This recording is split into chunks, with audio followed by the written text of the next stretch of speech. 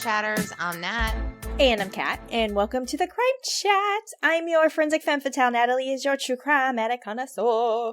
We're just two normal girls who obsess about dark crimes, evil minds, and occasionally the unknown. And here's your disclaimer, chatter. Today's Crime Chat contains adult content and descriptions of violent and disgusting and gross and you're going to rethink Thanksgiving type of scenarios. So your listener discretion is advised. You have been warned. And before we get into today's Crime Chat, Kat, what have you done? Oh, well, it's Thanksgiving. Well, it's right before Thanksgiving, so happy Thanksgiving, chatters. Thanksgiving. And we've done Thanksgiving murders before. We're going to do another one. Yay. So, but other than kind of getting ready for the story, I have, you know what I watched? What? No. Absolutely nothing. What? The House I haven't had time to watch TV. Usher? Nope. I haven't watched one thing since the last time we recorded. I haven't watched one thing. But I've been, work's been kind of crazy. I've got school that I'm in, and then we had family in town. So what I did do is we went to Charleston for a day, and we got to walk around the Charleston market. It's absolutely, I love, the old town Charleston area. And I got your Christmas present. From Charleston? From Charleston. Ooh, and once you see it, you'll be like, okay. Really? Okay. All right. Yeah. So I did, in Columbia, we went to, every year they have a Christmas craft classic, and it's essentially small businesses, crafty stuff, homemade jewelry, some homemade baby clothes, and just a lot of woodworking, a lot of metalwork, really cool stuff. So I picked up some stuff there. So I just started some Christmas shopping, which I feel like I'm behind, but I'm on the way. You're an early shopper. You take from Thanksgiving on to shop for Christmas? Pretty much. My mother-in-law, when she was here, she was like, hey, you're going to get a couple boxes at the house that have my name on it, but they're for Christmas, so don't open it. And I was like, okay. And she's like, I'm so behind this year. And I was like, Mary, it's October. She's like, I was done in July last year. And I'm like, are you kidding me? I'm not that. That's an early. That's early to me. People who plan, they do it a year round and know that they're like, I'm going to give this for Christmas. I'm too excited about gifts. Yeah. I can't wait that long. As soon as I got this for you, I was like.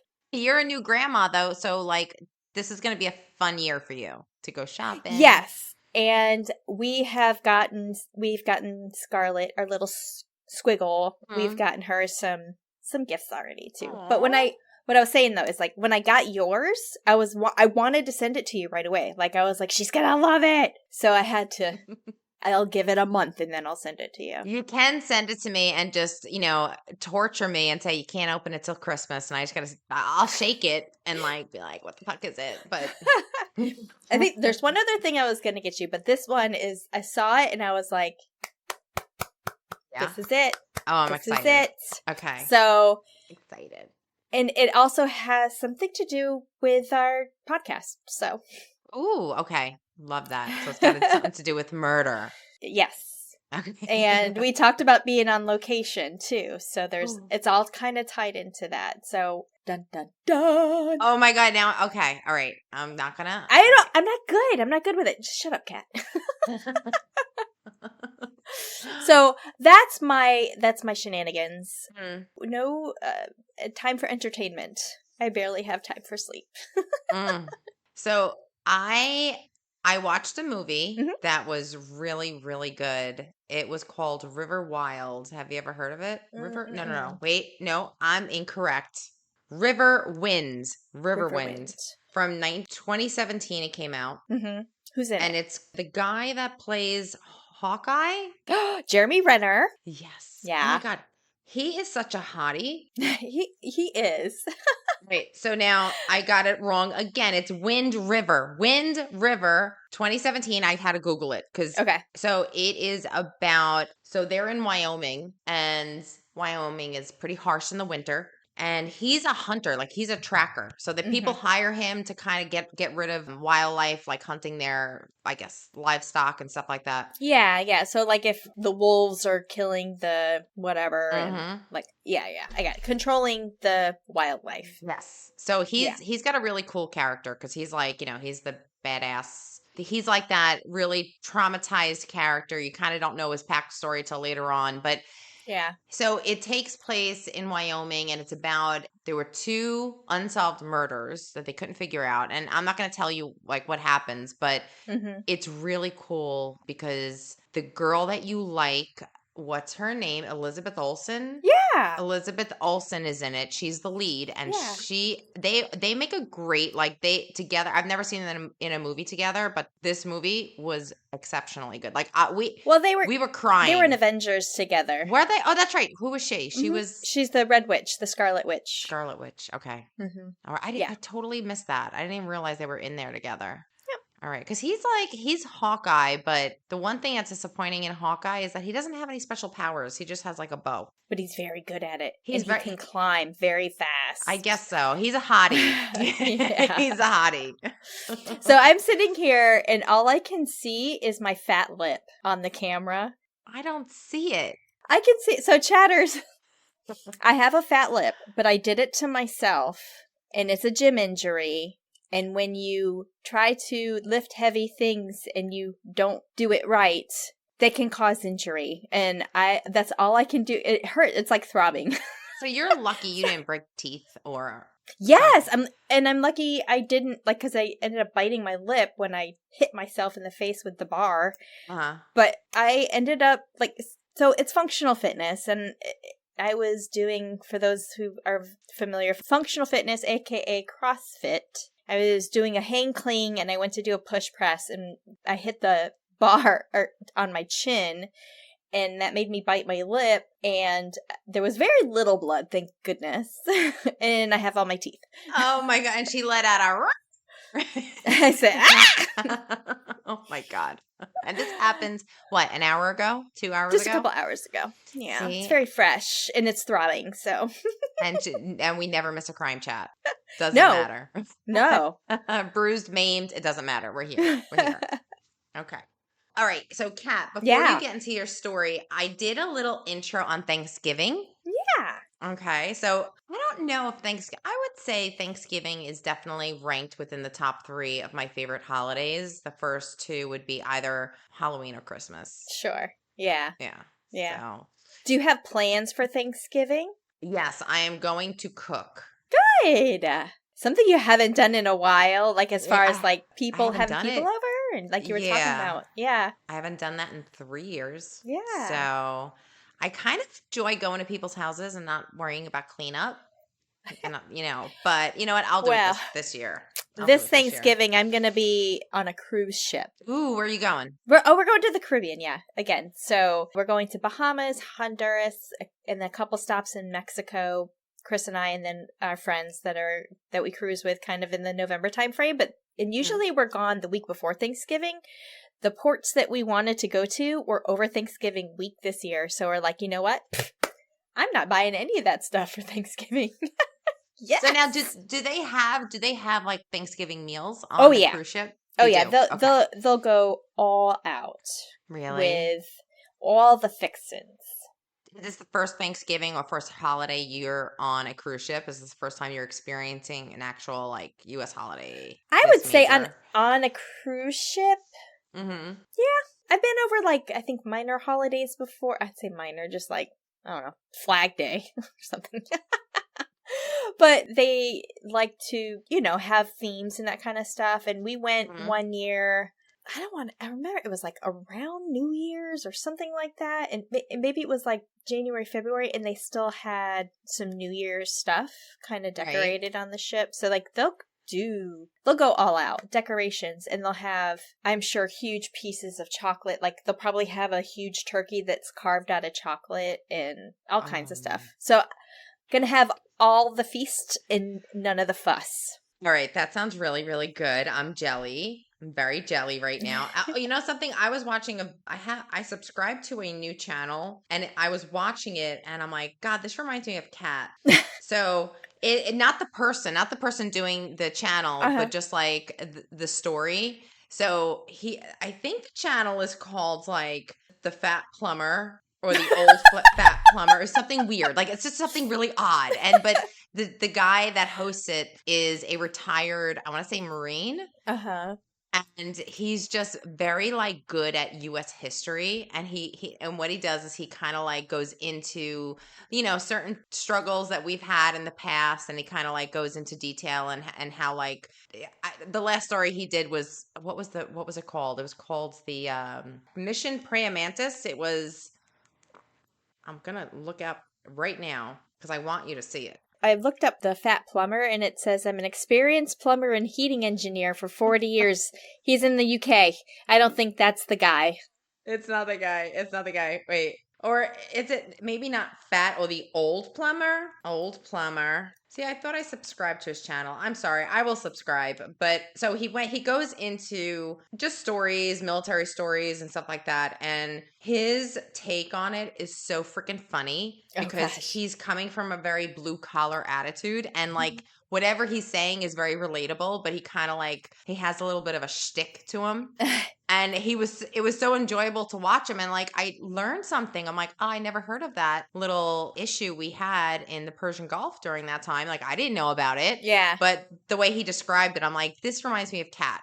Because all the details are there. It's like Prego. It's in there. All the details are in there. Well, I mean, and I forget a lot of things sometimes until we, get to talking about something, and then I'll remember, it'll be tucked back away behind the cobwebs and then start to creep its little way out when it comes up in conversation. There'll be things that I remember and stuff. We were doing that on the way to Charleston the other day. Chris and I were talking about something, and it came up in conversation, like one of my old back in my day war stories, and I was telling them a story about when I was in Afghanistan for the first time, and right, yeah, it's weird, and like, wow, I feel like really fucking old. No, stop it. I do. Crazy. He's called the Fat Electrician. Oh, plumber electrician. Yeah, it's the Fat Electrician. He served, and I guess he's really into just American history and some of the conflicts that we've had. But he definitely puts a spin on it where somebody like a layperson like myself could understand and be like, oh, okay, I get it. I see what's going on here. I gotcha. Okay, so cool. To our story. So, Kat, yes. Thanksgiving is coming up. Mm-hmm. And as we know, it's a national holiday and celebrated primarily by the United States and Canada. In the United States, it is observed on the fourth Thursday of November. Yep. While in Canada, it is celebrated on the second Monday in October. I didn't know that. I didn't know that either. Mm-mm. Oh, okay. But celebrate the same meaning behind it. I guess so. Oh, okay. Give thanks. But, I mean, it seems like Thanksgiving is primarily a U.S. holiday. Yeah. So I guess they're just, celebrating us. I don't know. I'm not sure. Huh. So Thanksgiving is traditionally a time for expressing gratitude and appreciation, often marked by family gathering, feasting on a variety of foods, and reflecting on the blessings of the year. The holiday has a historical roots in early colonial period with the story of the Pilgrims, the feast in 1621. A typical Thanksgiving feast in the United States includes a roasted turkey. Turkey. Cranberries. Cranberries. Yes. And murder. Do you like your cranberries whole? Do you eat cranberries from the can, or do you have to make them? I like them either way. Either way. Do you like the whole cranberries, or do you like the jelly cranberries? I like the whole cranberries. Yeah. Do you ever like the jelly ones? Yeah. Okay. Me too. I'll take cranberry sauce however it comes. Yeah, it's full of sugar anyway. I mean, she's just having it with a side of sugar. Yeah. Chris, on the other hand, he will only have the canned. But I also like fresh, like cranberry sauce. Yeah. There's a recipe I made one year. It was really good. It was cranberry sauce, with the sugar, and then you kind of simmer it and boil it down, and then you put orange juice in it when oranges and cranberries go really well together. So yeah, they do. They do. Mashed potatoes, gravy, green bean casserole, sweet potatoes or yams, and a variety of other side dishes, and of course desserts such as pumpkin pie. One thing that was not mentioned here, which is one of my favorite, is pecan pie. Love pecan pie. Pecans? Pecan. Or pecan? Pecan. We say pecans. Northeast is pecan. Pecan. So, that's what it sounds like. It's or you can be like, it's a pecan. It's a pecan. Yeah. Pecans. Mm-hmm. Pecans. So each year, as a part of the Thanksgiving festivities, the President of the United States is presented with a live turkey, usually from the National Turkey Federation. Yep. And the president grants the turkey a pardon, sparing it from the fate of becoming a Thanksgiving dinner. That's right. This is a lighthearted tradition and is typically carried out with a sense of humor, as it serves like more of a symbolic gesture. Following the pardon, the turkey is often sent to live out the rest of its days on a farm, where it becomes a living symbol of the Thanksgiving holidays. It serves as a reminder of the Thanksgiving holiday spirit and the gratitude and the mercy that we should have. Be thankful. Be thankful. Yes. So, here are some interesting facts about Thanksgiving. I'm sure you know. Thanksgiving traces its origins from 1621, the harvest feast shared by the Pilgrims of Plymouth and the North American Indians who formerly occupied parts which is now known as Rhode Island. However, it wasn't until 1863 that President Abraham Lincoln proclaimed a national Thanksgiving Day to be celebrated on the last Thursday in November. I think it would change too. Like at first it was like the 3rd and then it moved to the 4th or something like that. I don't remember. I was probably 8 when I learned that. Number 2, the Macy Thanksgiving Day Parade in New York City. So that is an annual tradition starting in 1924. And my apartment was right on the street of the Thanksgiving parade. But it was at the beginning. So Macy's was like maybe 6 blocks up. Yeah. So right in front of my place was the staging area by the West Shore Highway where the floats would come up. Yeah. Rise up right in front of my place. I know. I was on the 9th floor and I could see like the floats coming up. I'm like, oh, it's getting started. It's getting started. How cool. Well, as you said, 1924, which means next year is the 100th anniversary or birthday of Macy's. Oh, I didn't. That's right. Of the Thanksgiving Day Parade. So, cool. I'm not going to be anywhere near New York. No. No, thank you. I want to go just to experience it at least once. You know what I mean? But other than that, I don't know. Too people-y. Yeah, too people-y. And ironically, the funny part is like I've been New Year's Eve. I've been there a couple of times. Yeah. And everybody that watches it on TV is like, oh my God, the city, it's so busy and da-da-da-da, and it's so many people. And I'm like, you do realize that where the TV is pointing, like there is a staged area. They pack it in with people, but behind the camera, it's empty. Yeah. That makes sense. It's all for show. It's all for show. And then they kind of like push people into the center of Times Square. So they take that like big shot. But other than that, and then the crowd disperses. It really is not as crazy as people think, but whatever. Yeah. I don't know. So the parade is marked with extravagant floats, giant balloons, marching bands, and performances marking the beginning of the holiday season in the United States. And Santa. He's the last one that comes through. That's when you know it's Christmas, is when Santa crashes the party with the Macy's Thanksgiving Day Parade. Crashes the party. He crashes the party. Oh, Santa. So, number 3, turkey tradition. According to the National Turkey Federation, around 46 million turkeys are consumed in the United States on Thanksgiving Day. That's a lot of turkeys. That is a lot of turkeys. Poor turkeys. Number 4, football has become a significant part of the Thanksgiving tradition in the United States. The NFL has been hosting games on Thanksgiving Day since its inception, with the Detroit Lions and the Dallas Cowboys often hosting the regular matches. So you're a football person. I'm not a football person. I'm a food person. I'm eating while that game is playing. I mean, not necessarily a fan. Not even so much of the NFL anymore. They're two babies. They are babies. I get paid millions of dollars, and you know. Yeah. You get paid to play a sport, and I feel it's my opinion, they just lost the love of the sport by the time it gets to that level of like status for them. Yes, there's no passion in the game anymore. So I prefer college. But you said Detroit Lions and Dallas Cowboys. I'm not a fan of really either one of those. I would go for the Lions before I go for the Cowboys, though. Oh my God. Have you ever seen the 2020, was it the Golden Globes? Because I normally don't watch those shows. Like I couldn't care less. But Ricky Gervais hosted it. And instead of hosting it, he roasted everybody. And he was fucking brilliant. When I tell you, I love Ricky brilliant. Gervais. I think he's hilarious. He is hilarious. Like, he basically, at the end, he told everybody, listen, he goes, you're in no position to lecture anybody in the world about what to do next. Just get your little award and get the fuck off the stage.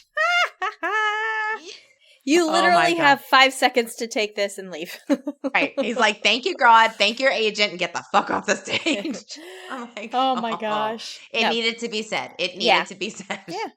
Okay. So back to my list. Number 5, presidential pardonings of turkeys. That started in 1989. As we know, it's a tradition for the president to pardon a turkey. There's another list that I put together, only 3, but unfortunately, these are crimes that are often committed on the holiday, the Thanksgiving holiday. There are 3 most common types of crimes that often occur. Are you ready? Is murder on there? No, it's not. It's not. Okay, so it's unique that we're going to talk about it. Story. Okay. So number 1 is burglary and theft. Many people, while traveling to visit family and friends due to Thanksgiving, homes are often left unattended, making potential targets. So I can see that. Yeah. I can see that. And it happens over Christmas too. Like, you go out a lot of people go see family out of town and right. Home Alone. Home Alone. Nerve. Number 2, drunk driving. I can see this too, because when you're look, all Thanksgivings, you're seeing family you haven't seen since last Thanksgiving, and they're all wassailing. Sometimes you just don't get along, or you're preparing yourself. Like me, I used to, when I did the last time I did Thanksgiving was 4 years ago. I normally start my turkey and I would start drinking my wine. Yeah. And by the time the guests got here, okay, everything was ready, and I was basically as cooked as the turkey. So so yeah, I can understand why alcohol consumption increases for the holiday, and also, unfortunately, this leads to drunk drivers. Yeah. So number 3, domestic violence. Unfortunately, stress. Yeah, the stress associated with the holiday can sometimes lead to increased domestic violence incidences, like uncles punching, other uncles or whatever, I guess. Yeah. But you know what? Christmas also contributes to this, because remember, 1, the financial strain, the family tensions, the alcohol consumption, and also like Black Friday, which is happening the following day. So it's like, Thanksgiving it's almost like being rushed to a point. Like, I don't know why. I don't think no other country other than Canada, which has, I think, Boxing Day, but nobody knows about Black Friday. That's our trauma. That's our trauma. Okay. Oh my gosh. I don't even have to hear about Black Friday this year. Not going to be here. I'll be Black Fridaying myself up on the pool deck. You know what they should do? They should have a drink. Make a drink called a Black Friday. Ooh. Yeah, while you're on the cruise ship. So, Kat, give me 2 staples that must be on your Thanksgiving table besides the turkey. 2 side staples. What do you need to see on your table in order for you to feel it's Thanksgiving? Well, besides turkey. These are sides. Probably mashed potatoes. And I think we always have made mashed potatoes and mac and cheese. Homemade mac and cheese. Okay. All right. Those are good ones. I was going to say like candied yams, where you're loaded with like marshmallows. Oh, yeah. And then the green bean casserole. Green bean casserole was going to be my other one. Yeah. So, and green bean casserole, I think, is one of those recipes where you either know how to do it or you suck at it. You're either loading that. It's not hard, though. It's not hard to make. No, but I've seen people fuck it up. Like, I've seen it come out like soup. And I'm like, nah, this is not the way you do it. It's not the way.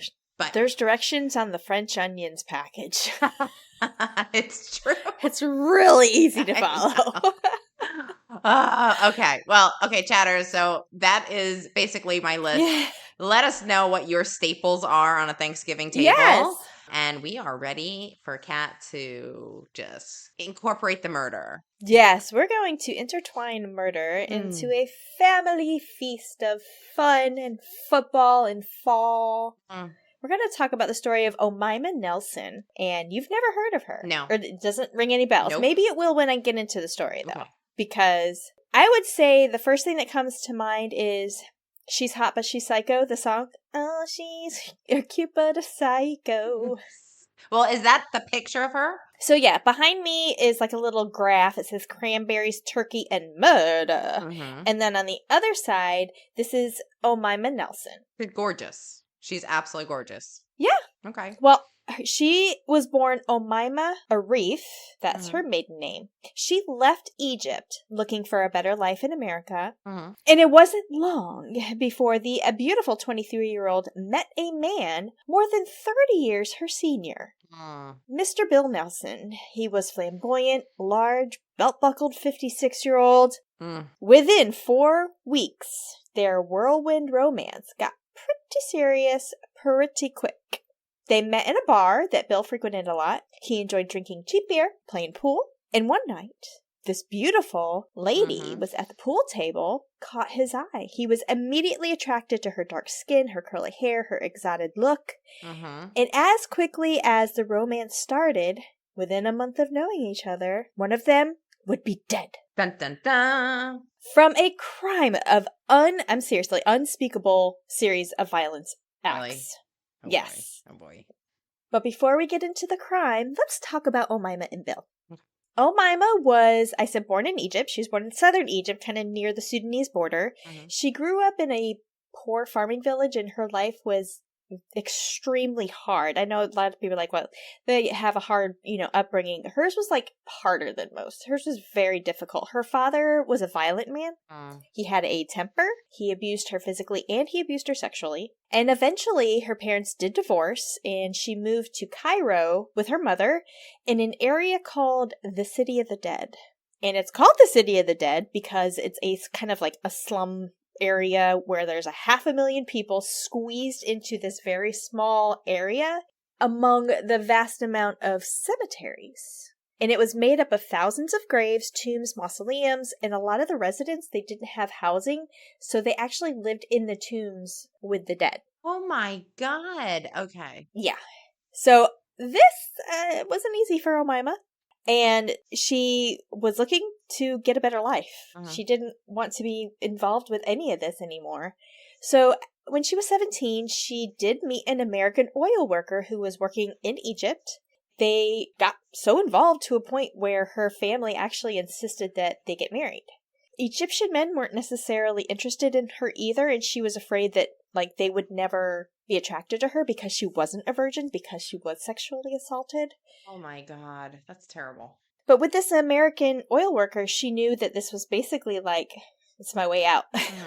This is my ticket out of the City of the Dead. So they married, and when the American's contract was up in Cairo, when he was finished with his work there, he moved back to the States, and they moved to Texas, which was his home state. This is where he was from.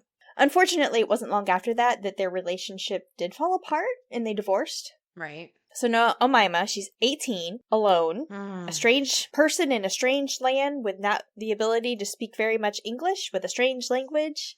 She was really overwhelmed. There was a lot going on here. Her beauty, however, kind of helped her get by. She had a very exotic look, as I mentioned, petite size, dark skin, and this actually got her her ticket into modeling. She did this quite often. She was a lingerie model, and when that was slow or when she didn't have many gigs, she found work as a nanny or as a house cleaner, but she still was looking for love.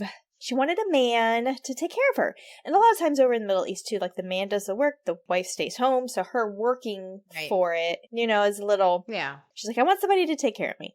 So rather than work, she would meet men in bars with the hopes that she would find herself a little sugar daddy. She went from one relationship to the next relationship. When they didn't work out, she would just leave them. And eventually, like I said, she was in Texas, but she did end up moving around and finding herself in Costa Mesa, California. And this is in Orange County. What she really wanted was to be needed and to be loved deep down. She never really had that, growing up. And she's really still a kid. I mean, kind of at this point, 18, 19 years old. Yeah. Oh, poor baby. If a relationship didn't work out for her, she would steal from them in the bed while they slept. She would take their money. Sometimes she would take their cars. But she was actually specifically attracted to older men because she thought they would be nicer. Did she have daddy issues? Well, yeah, she did. Daddy abused her physically, Yeah. physically, sexually. Like, yeah, oh yeah, she had daddy issues, yeah. Now, Mr. Bill Nelson, he was described as quite the character and larger than life, and this is based on not only his size, but his vibrant personality. He had such a presence that he would catch people's eyes as they walked into the room. He was originally from Texas as well. He had a red Corvette, wore red cowboy boots, and a huge, shiny belt buckle. Oh, this man is large and in charge. Yes. Basically. He was outgoing. He stood out in a crowd. He projected an image also of being a rich Texan. And at one point saying that he owned an entire cattle ranch and sold it. He had 5 children and 17 grandchildren. But the 56-year-old was still pretty lonely. So it would make sense in the bar that night for Bill and Omaima to immediately be attracted to one another. She was looking for somebody older, more mature, somebody to take care of her. And Bill was lonely. He was looking for somebody to love. They hit it off. They were just like teenage lovers, couldn't keep their hands off of each other. Bill was so serious at this point that he actually asked Omaima to drive across the country with him to Texas and to Arkansas to meet his family and his friends. And like he was like, let's do this. Oh, she probably made him feel like a kid again. She made him feel. Oh, I'm sure. Yeah, I'm sure he was just, yeah. So as they were driving, I'm picturing them as they were driving east on Interstate 10, guess where they stopped? In Phoenix, Arizona, to get married. They found the Justice of the Peace. They went and they got married on their way to see Bill's family. And Bill was so excited. He wanted to show off his quote-unquote arm candy to his family. Oh, my God. I'm sure he has daughters that are her age, if not older. Just about to get to it. Okay. Awkward. So if you didn't understand kind of that background and what their initial spark was to each other and what drew them to each other, you probably wouldn't think that it made sense. Like, this was a very odd couple. Like, he could be your daddy, yeah? Well, this is how Bill's children felt. It didn't make sense to them. And in fact, some of Bill's children were actually older than Omaima, their new stepmother. Now, while they were a little suspicious of Omaima at first, they did want to give her a chance. So when they were visiting one of his daughters, they went horseback riding. I don't know if there's some pictures and stuff out there of her on the actual horse, but Omaima ended up getting bucked off the horse. And Bill's daughter, they were taking care of her, make sure she was okay, and is like, you need to go to the hospital, you need to get seen, make sure nothing's broken. Surprisingly, Omaima asked for aspirin and vodka, and she said she would be fine. And then Bill's daughter remarked, wow, that gal is one tough cookie. Yeah, I would say so. Yeah. Put a nugget in that. Okay. How tough this cookie is. Oh, boy. Okay, after a couple of weeks of driving around, visiting family, visiting friends, Bill and Omaima ended up back in California, and they settled in at Bill's apartment, and they were getting ready for Thanksgiving. This Thanksgiving Day, Bill had told his daughter he had so much to be thankful for. They had a turkey dinner with all the fixins. Everything was great, everything was set up, they had leftover for days. However, within 3 days of this last conversation, a seemingly picture-perfect alliance and union would all change. On December 1st, 1991, at around 9 a.m., Jose Escoval was awakened with a pounding on the door. He didn't answer the door, but looked out the window and saw a red Corvette. He didn't recognize it, and so he went back to sleep. He was like, whoever it is, I don't know who it is, I'm going back to bed. The frantic knocking did kind of go away after a few minutes. And then about 4 hours later, the same person shows back up at Jose's house. His front door was open and a woman walked in. He immediately recognized it was Omaima. So they had actually dated about a year prior to this. She went to somebody that she knew. She felt she could trust, right? She was visibly upset. She had injuries to her face, her breasts, her arms, her feet, actually, too. And when Jose asked her what happened, like, come in, calm down, tell me what happened, Omaima told Jose that her husband Bill had attacked her. She said that Bill tied her up and raped her, putting her through days of sexual bondage. But eventually she was able to escape. She told Jose that she got an arm loose, grabbed a lamp, hit Bill over the head with it, and apparently she hit him so hard that it killed him. But this wasn't the most shocking thing that Omaima told Jose. Omaima asked Jose to help her dispose of Bill's body. And she needed some kind of truck or something to help move his body from his body parts in trash bags. Like, I need help getting rid of it. And she also offered Jose money for this. She said, Bill has $75,000 in his safe and he's got 2 motorcycles, and I'm going to give those both to you if you help me get a truck and dispose of his body. Did you say garbage bags? Did you say he was in parts? He was separated? Like cut? We'll get to that. Oh my God. Okay. This is what she's telling Jose. Oh. So Jose like, I need to get rid of his body parts in trash bags. Yeah. So that's all he knows at this point in time. Oh my God. Okay. So Jose decided to play along. Of course. And he told her, wait here. I'm going to go get a truck. And when I come back, we'll go take care of the body. Instead of going to get the truck, however, Jose went to the nearest payphone and called the police. Thank you, Jose. Okay. Yeah. Police showed up at Jose's apartment to find Omaima waiting there for Jose to return. And it was obvious to police that she had been crying. She was very distraught. They did see her physical injuries, and they kind of appeared to confirm her account of the sexual assault. But when the police asked her, tell us what happened, essentially confirming what Jose told them, Omaima denied everything. She even swore that her husband Bill was very much alive. He was just in Florida on a business trip. Of course, Florida. And they haven't lived together long. She doesn't know how to get a hold of him.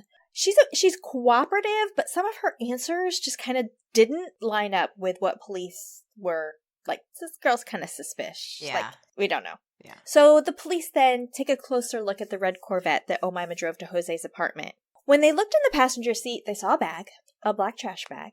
And when they took a closer look to see what was inside the bag, they were shocked and probably would have lost their Thanksgiving dinner.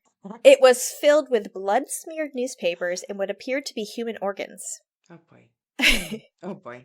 So they call the coroner's investigator, and they're like, I think we've got some organs over here. Can you kind of come and confirm? The coroner's investigator responds, examined what was inside the bag, and he told the officers, quote, you see those black spots on the lung? That's carbon. That's from smoking, end quote.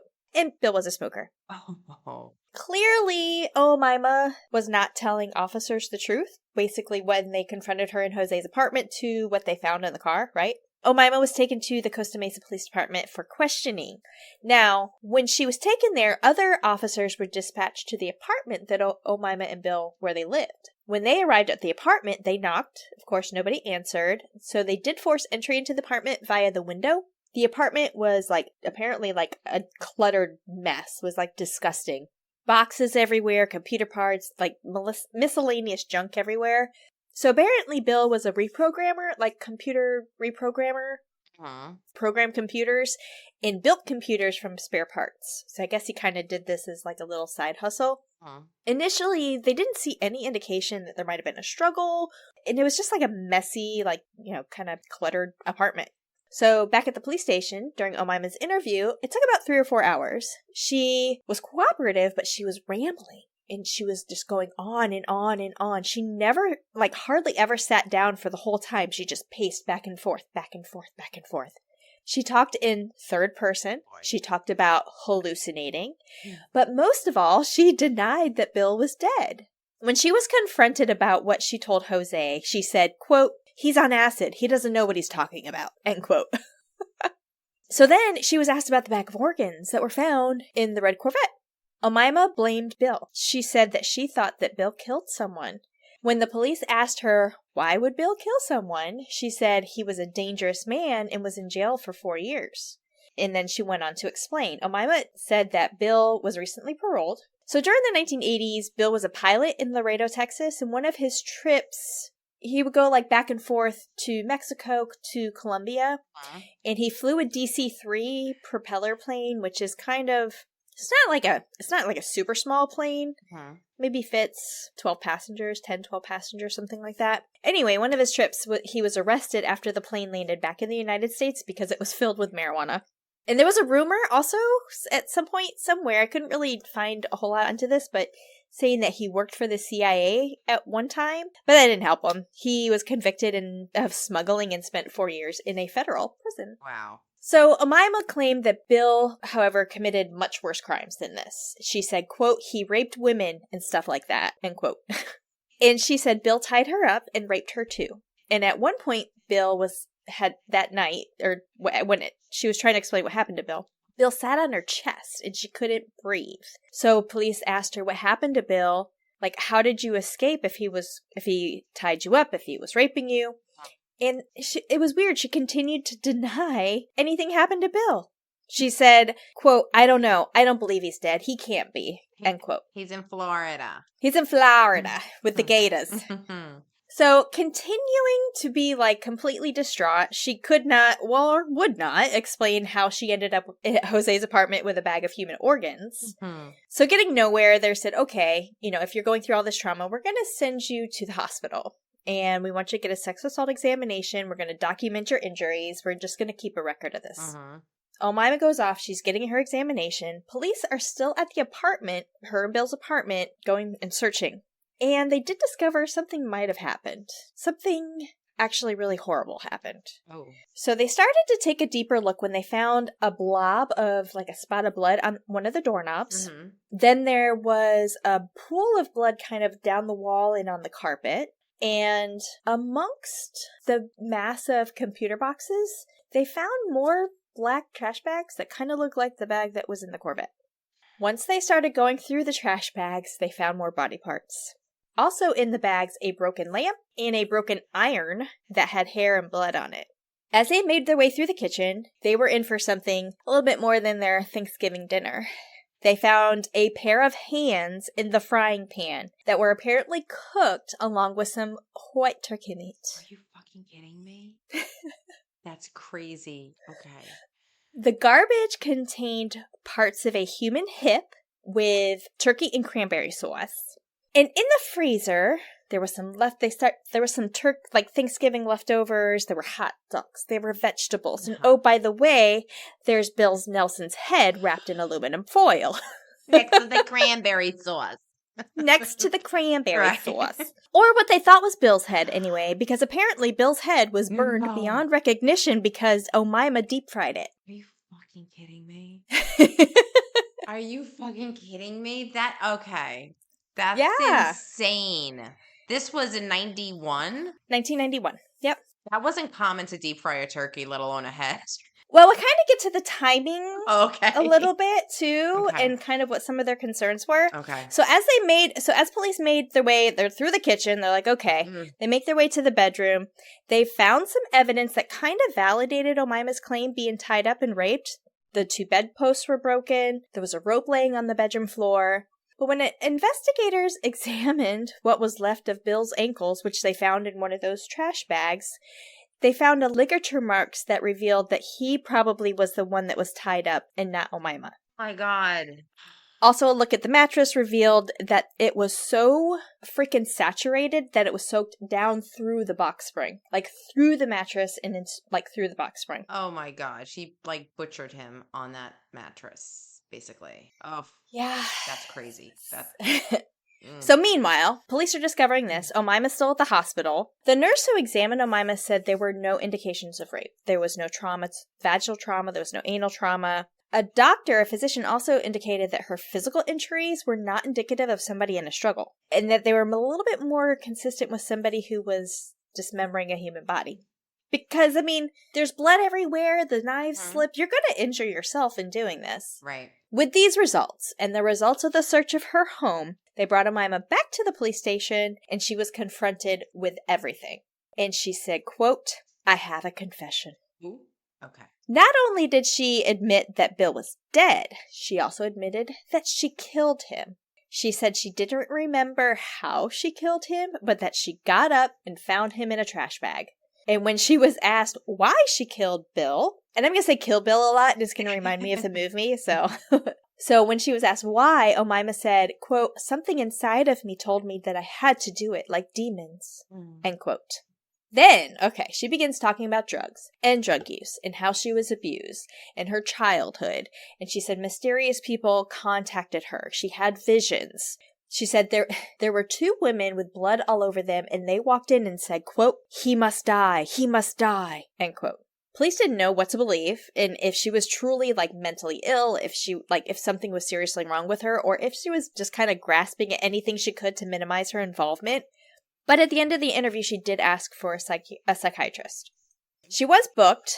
She was charged with murder. The bail was high, and she didn't really have anybody to pay it out, right? So she was kept in custody in pretrial confinement in a women's facility there in California. While Omaima was in jail, the medical examiner confirmed that the remains were that of Bill Nelson's.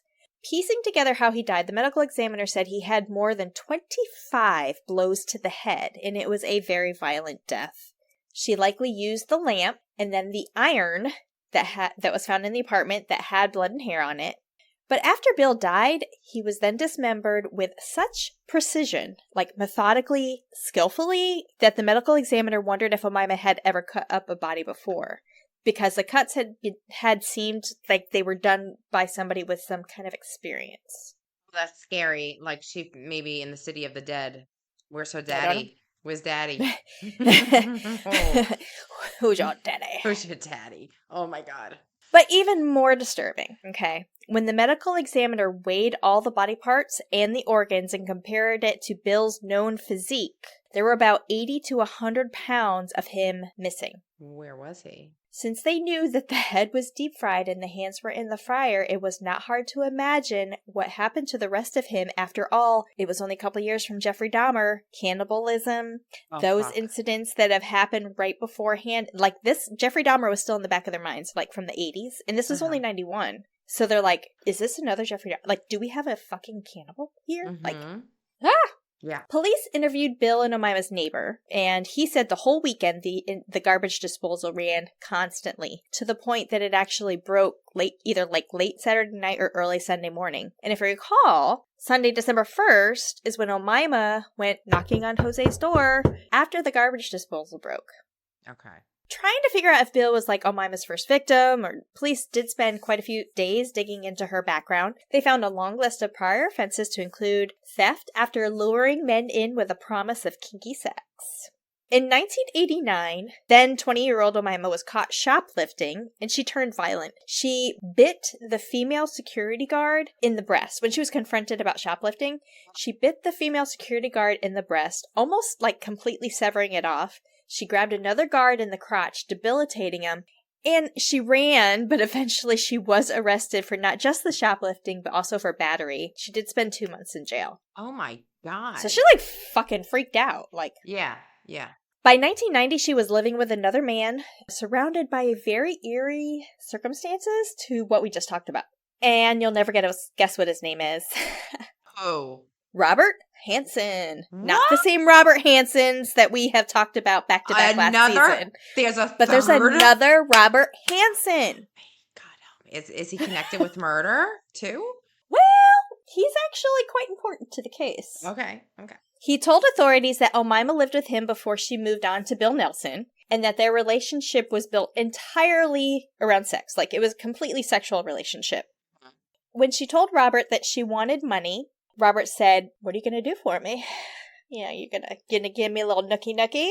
She said, "I want to tie you up." And Robert, thinking this sounded really kinky, he's like, okay, let's do this.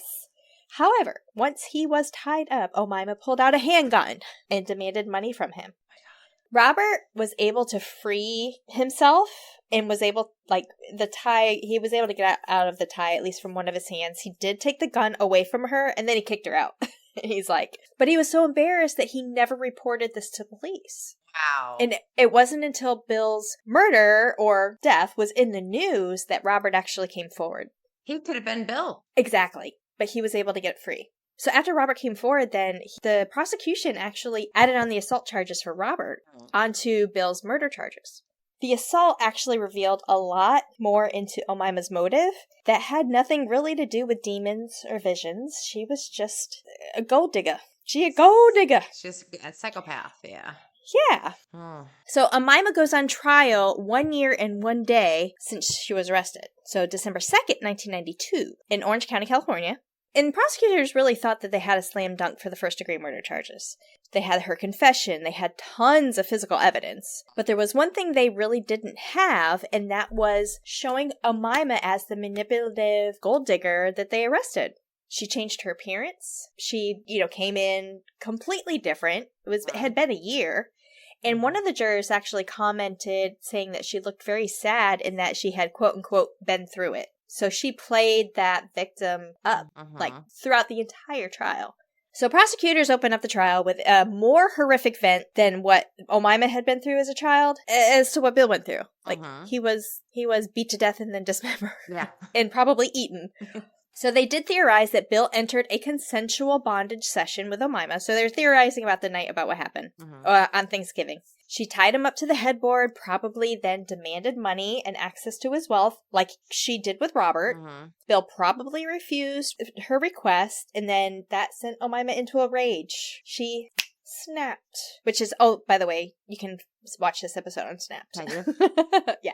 So they also brought Robert Hansen on the stand as a witness testimony in describing what Omaima did to him that night. He was really key in showing her motive and I guess past behaviors. The defense, on the other hand, never denied that she killed Bill. She confessed to it, right? But said that Omaima had a reason, and this was the same reason that she gave Jose Escoval when she asked him to help her dispose of the body. And the reason was that she had been abused and battered over the course of their marriage, and she thought that she was being raped. The defense brought up Omaima's abuse from her childhood, starting when she was 7 years old, where she was subjected to genital mutilation, which is also known as female circumcision. Is that true? It is true. Aww. She got that when she was 7. Yeah. This poor baby. Okay. So it's actually customary in this part of Africa, where the procedure is done without anesthesia or sterilized equipment, and it's performed by the women in their village. And it's a practice basically to help control a woman's sexuality, but what it results in is very painful intercourse. Yeah. Oh. So the procedure did leave her with scar tissue and a lot of sensitivity in that area, and it just made the enjoyment of sex very impossible. There was also the psychological scars. Oh, yeah. Standard effects of trauma or PTSD. And according to her defense, the trauma was only the beginning of a lifetime of abuse. So starting at 7, and then she was only 23, 24 by the time trial started, but that's young, right? They claimed almost everybody in her family had either beat her, tortured her, or molested her. Defense claimed that she developed a coping mechanism of living in a fantasy world to escape. And in order to evaluate Omaima's depth of the illusions and the visions in her psyche, they did call her psychologist to the stand, the one that had evaluated her. She described Omaima as soft-spoken, childlike, frequently very, very sad, and was often tearful. Most of all, the psychologist testified that Omaima was deeply disturbed. Omaima allegedly told the psychologist that she cooked some of Bill's ribs in the ovens, flavored it with barbecue sauce, and ate it. And then she said, quote, "It tasted sweet, just like I like it," end quote. Omaima also began to fantasize that she was descended from ancient Egyptians who would talk to her or act through her. And this included the night that Bill Nelson died, when she kind of snapped, which was actually November 30th, 1991. Although the medical examination didn't necessarily find that Omaima had been raped, there was no evidence of that, the defense argued that this was Bill's actual intent. They argued it was an everyday part of Bill and Omaima's relationship, that Bill demanded oral sex daily, and that supposedly that also came with Bill degrading Omaima by calling her names.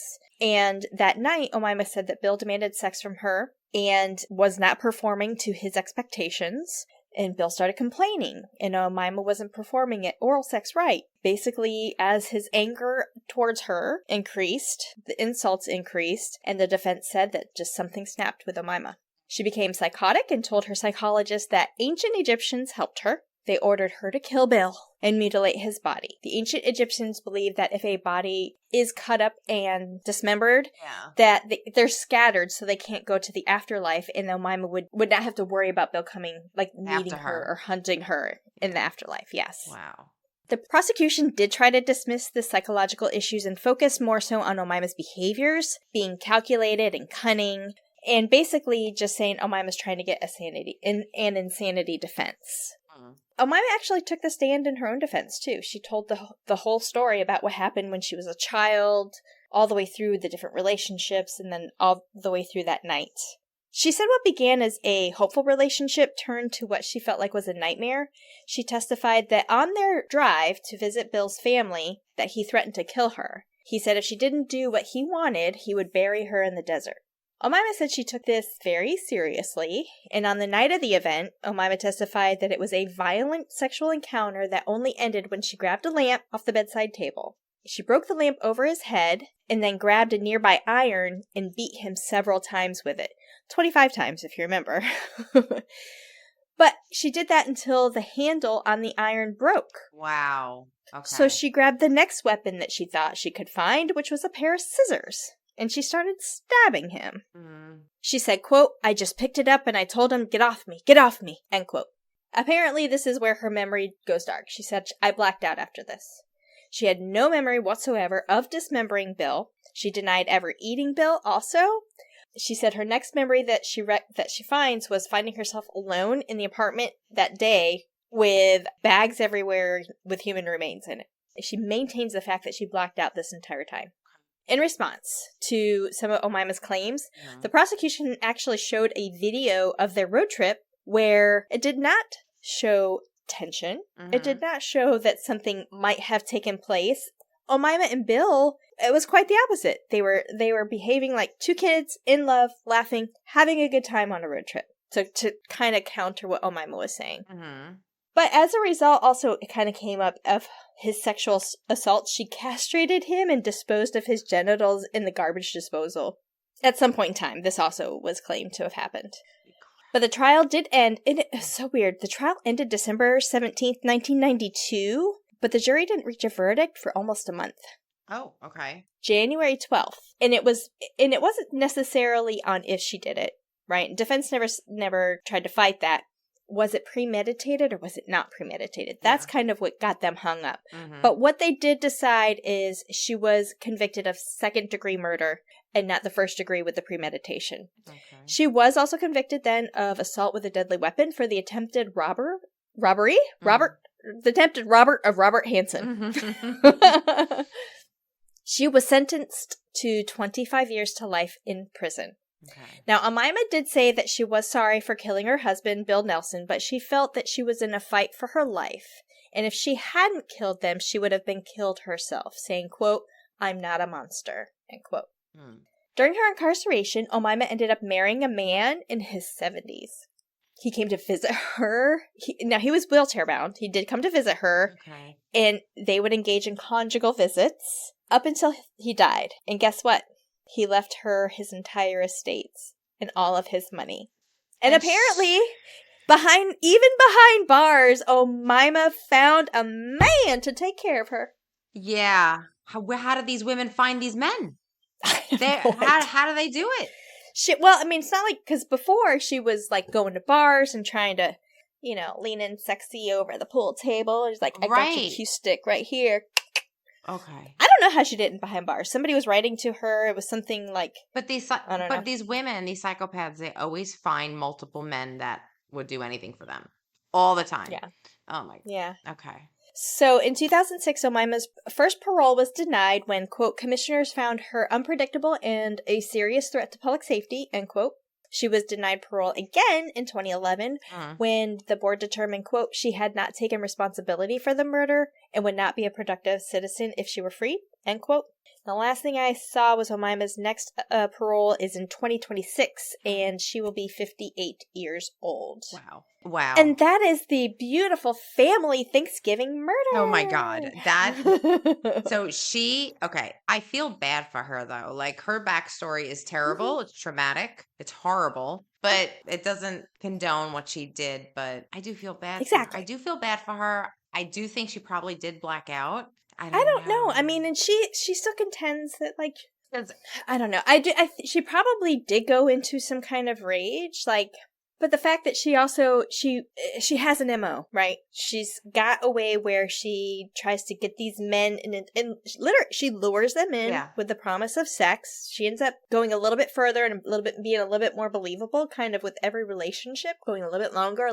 Right. Because she never married Robert Hansen, but she was with him for some time. Yeah. And then what makes it switch for her that all of a sudden one day she's going to be like, today's the day. I'm gonna, demand money from him. Right.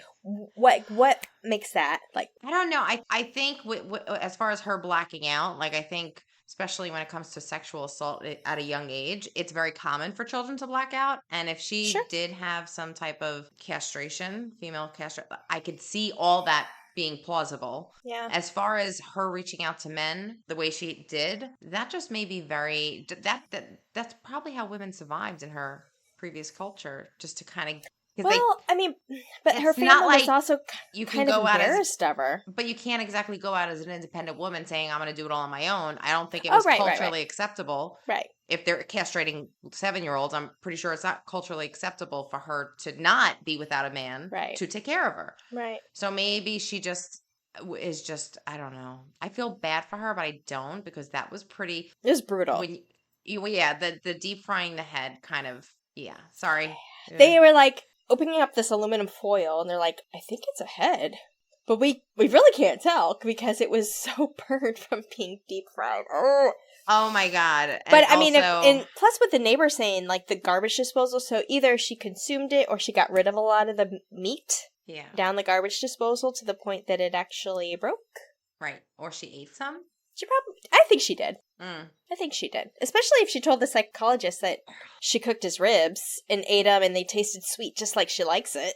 Like, girl, she is giving Valerie Pape a run for her money. And Valerie runs in heels, and she's giving her a run for her money. Wow, that is a combination of Valerie Pape, Taylor Shabusiness. Who was another one you did that did another one? Oh, I'm thinking of Valerie Pape, because she's the one that she dismembered her husband. Yeah. The torso. Arizona torso killer. Well, this is going to be a theme for our whole season, so. Yeah. Well, she's not. I mean, our theme is female serial killer, so as far as we know, she's not a serial killer. As far as we know. You think she's had other victims? I mean, if she cut with such precision, unless the ancient Egyptians were guiding her in the mutilation, I mean. I think she probably has other victims. Maybe in her previous country. In Egypt. Yeah. Oh, yeah. That's terrible. That's terrible. Yeah. Wow, Kat. Happy Thanksgiving. Afwan. It's Arabic for you're welcome. Well, because we don't want to leave you hanging, chatters, for more information on this case, please check out After That Crime Chat, only available on Patreon. And don't forget to follow us, Crime Chat with Nat and Kat, on Facebook, Instagram, YouTube, Twitter, TikTok. See what we got coming up. Remember, Crime Chat with Nat and Kat, when you become a chatter to our Patreon, you have access to bonus episodes, behind the scenes, bloopers, and free merch. And check out some merch in the works. Yeah, so keep a watch. We're going to have some teasers coming up for our next episode, and that's Natalie's story. Yay! You don't want to miss it. All right, we'll see you next time, chatters. Bye! Happy Thanksgiving! Happy Thanksgiving!